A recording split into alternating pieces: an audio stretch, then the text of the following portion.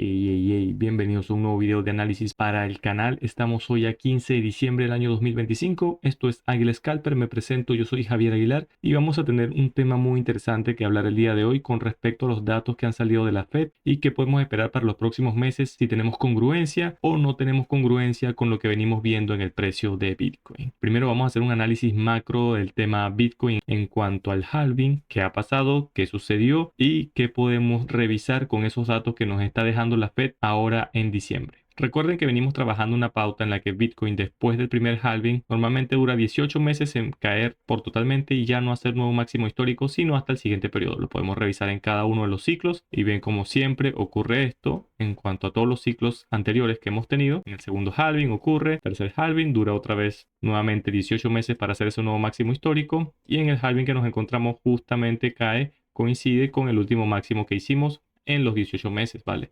18 meses después del halving, pues cae el precio de Bitcoin. Adicional a eso, recuerden que estamos por debajo de la media móvil de 50 periodos, tenemos un cruce, que esto también ha finalizado los halving anteriores, que es el cruce entre la media móvil de 9 periodos y la de 50, es una confirmación adicional. Más que un parámetro exacto, es una confirmación adicional que podemos tener. Así como también tenemos el tema del MACD, que lo podemos revisar acá, y nos podemos percatar que después de que Bitcoin concluye esos 18 meses, siempre hay un cruce en el MACD que nos termina bajando el precio hasta, bueno, obviamente hasta el siguiente periodo del halving. Acá vemos nuevamente, se cumplen esos 18 meses. Estamos repasando un poco primero, antes de ponernos en contexto con lo que venimos a ver esta semana, ¿no? Con el tema de la Fed. Vean acá, 18 meses, segundo halving, y vemos por acá que se cruza las medias móviles por acá en el MACD y eso nos manda para abajo nuevamente. En el tercer halving, ojo, estoy hablando en el Bitcoin en cuanto a lo mensual. En el semanal también ocurre algo parecido, pero vamos en este momento al tema mensual, ¿no? Vean, tercer halving. Nuevamente, Bitcoin cruza acá en el MACD, se cruzan las medias móviles y el precio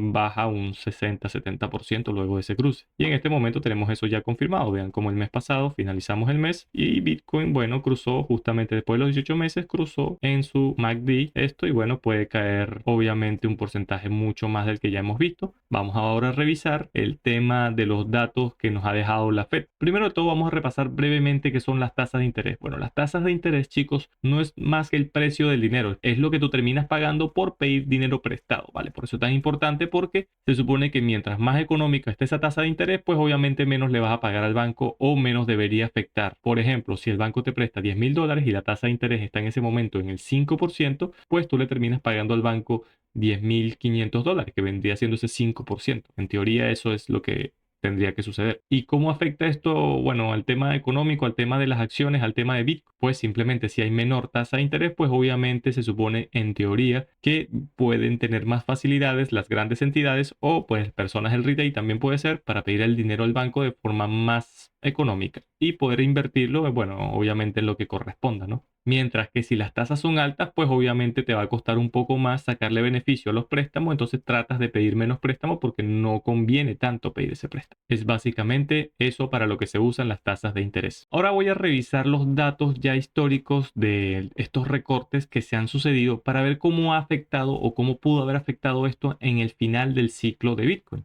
Veamos por acá. En el primer halving, 18 meses después de ese primer halving, que fue en el 1 de mayo del 2014, vamos a ver si hubo noticias cercanas a esa tasa de interés, si hubo subidas o si hubo bajadas. Vamos a revisar rápidamente. Bueno, por acá podemos ver que desde el año 2008 hasta el año 2015 no hubo recortes ni subidas. Se venía de un periodo en el que se habían bajado demasiado las tasas de interés. Vean, en el año 2008 se bajó de 3,5% y finalizaron el año con entre 0 y 0,25%. Mientras que en el año 2015 recién se incrementó un poco la tasa de interés, pero fue para el año 2015, fue después de que el ciclo de Bitcoin finalizó, mucho después inclusive, porque fue en diciembre del año 2015.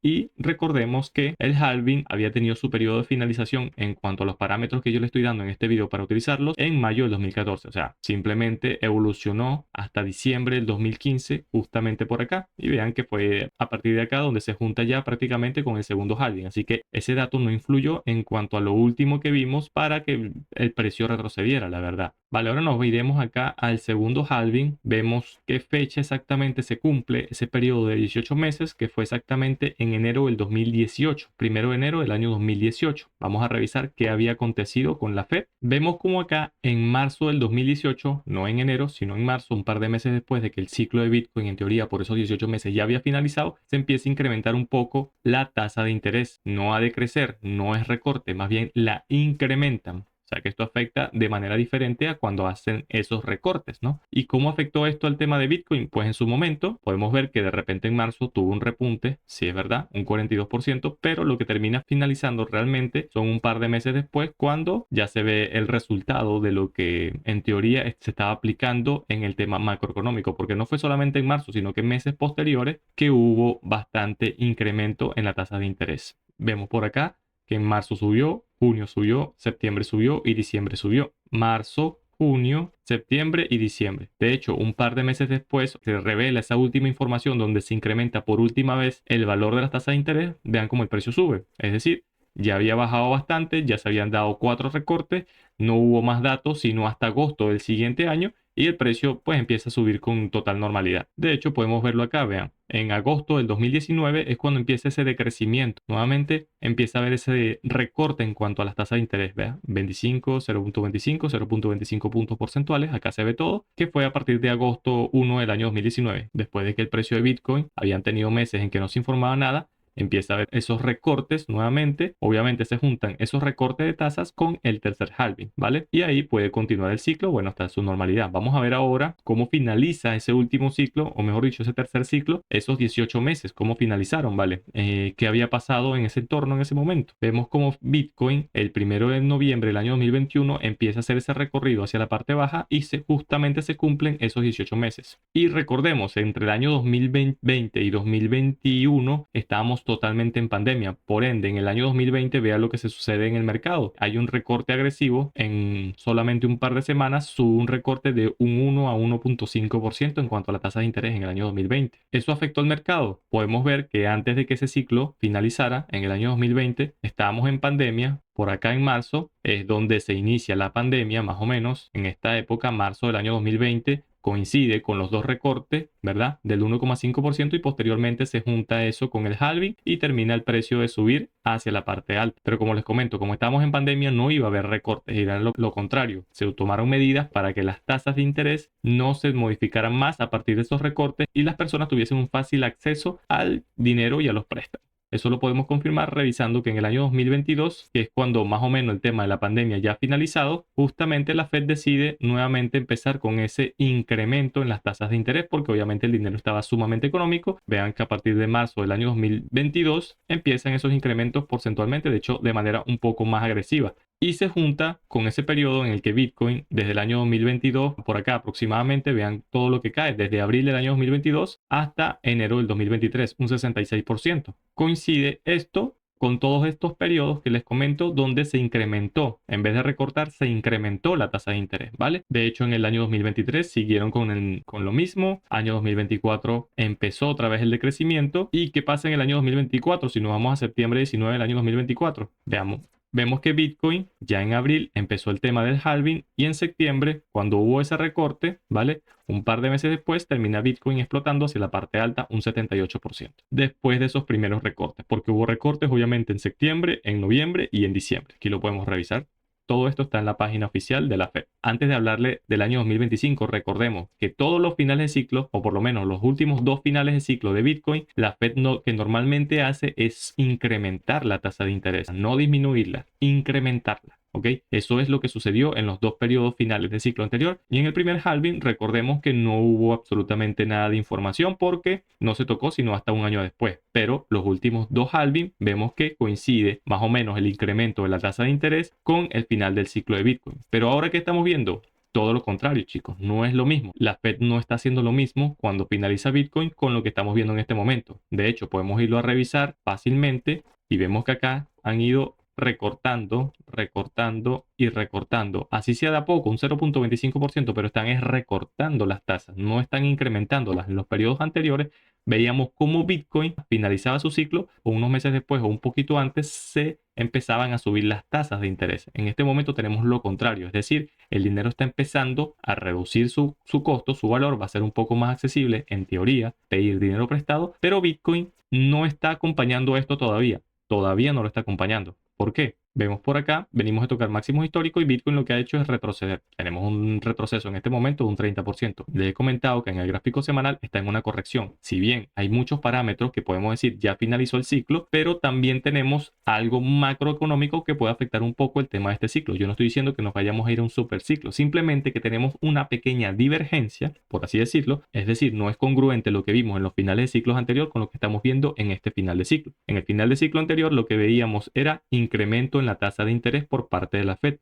Y en este final de ciclo lo que estamos viendo es un recorte. Y lo venimos viendo no solamente en diciembre, sino que también lo vemos en octubre y en septiembre. Dos recortes en 2 meses consecutivos y ahora en diciembre nuevamente. Recorte, recorte, recorte. Tercer recorte sería en este momento. Y esto pudiese enviar, yo les he comentado que esto se puede ver reflejado un par de meses después. Si bien los primeros dos recortes no surgieron prácticamente efectos, recordemos que hubo un máximo histórico. Así que algo de efecto sí tuvo que haber, por lo menos para que Bitcoin llegara a este máximo histórico. En este momento estamos teniendo un retroceso. Esto es normal en Bitcoin después de estos 18 meses, pero no hemos visto este impulso nuevamente, que normalmente también hay ciertos impulsos de un 20, un 30% después de que Bitcoin hace estos retrocesos tan graves. Llevamos aproximadamente un 36% de impulso hacia la parte baja. Bitcoin no está consiguiendo un soporte. En este momento no hemos respetado mucho los soportes, ¿verdad? Eso sí, hemos aguantado un poco los 85.000, pero pudiese ser que en un par de meses, si continúa Bitcoin en estas áreas y buscando apoyo en los 75, los 76, puede a partir de allí impulsarse hacia la parte alta. ¿Por qué? Porque en teoría estaría consiguiendo liquidez por la parte baja, más las noticias positivas, probablemente haya más dinero en el mercado para poder levantar un poco el precio de Bitcoin. Simplemente es un análisis de que no tenemos congruencia en este momento del finales de ciclos anteriores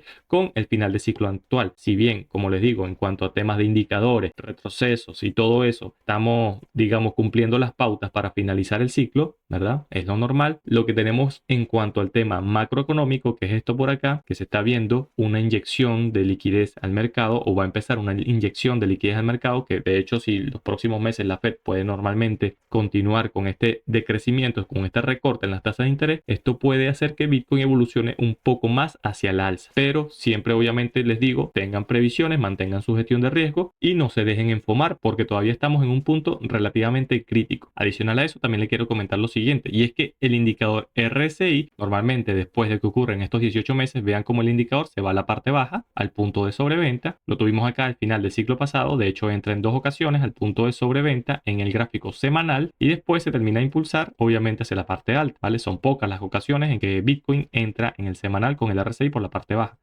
Vean, entró acá, esto fue en el año 2015, volvemos a bajar acá, después de los 18 meses, Bitcoin va nuevamente hacia la parte baja del RSI en el año 2018, coinciden nuevamente con el final del ciclo previo, ¿vale? 2015, 2018 y vean lo que se impulsa después de salir de la parte baja, un 200% inclusive. Tercer halving, nuevamente, finaliza el tercer halving y vean cómo Bitcoin nuevamente en el semanal se va al punto de sobreventa, ¿ok? De sobreventa. Vean como acá primero hace un impulso de un 20% y luego, bueno, por segunda vez el precio no termina de entrar, pero eso sí, podemos decir que desde acá, si bien tuvo una parte baja que fue un 26-30%, termina subiendo hasta un 130%, inclusive mucho más, ¿vale? ¿Y por qué les traigo eso? Porque es un punto, digamos, donde Bitcoin puede empezar a reaccionar hacia la parte alta. Ha caído 3 veces Bitcoin en el semanal, ¿vale? O 4 veces, podemos decir, en la parte de sobreventa. Y ha coincidido con sus finales de ciclo de esos 18 meses, ¿vale? Después de esos 18 meses, Bitcoin se va hacia la parte baja, se refugia en la parte baja del RSI, cual es totalmente normal. En este momento lo vemos muy cerca, está en el punto 35, es decir, Bitcoin desde ya o pudiese caer un poco más. Si cae un poco más, yo le calculo esos niveles de 70, 66.000, donde pudiese llegar antes de explotar hacia la parte alta. Es decir, buscar ese punto de apoyo, combinarse eso con el RSI y bueno, coincidir esto con un repunte de un porcentaje, bueno, bastante bueno pudiese ser. Pero bueno, cada quien toma acá sus decisiones. Simplemente les comento lo que está pasando en lo macro y lo que está pasando con el indicador RSI en el periodo de gráfico semanal. Pero bueno, chicos, esto ha sido todo por el momento. Los espero en los directos. Recuerden, esto fue Águila Scalper. Si les gustó el video, por favor dejen un like, dejen su comentario sobre mi análisis, sobre lo que ustedes piensan y por qué no, podemos debatir también. Los espero en los directos acá en el canal. Estamos en la hora de apertura del mercado de Nueva York. Esto fue Águila Scalper y quien les habló fue Javier Aguilar. Muchísimas gracias y nos vemos.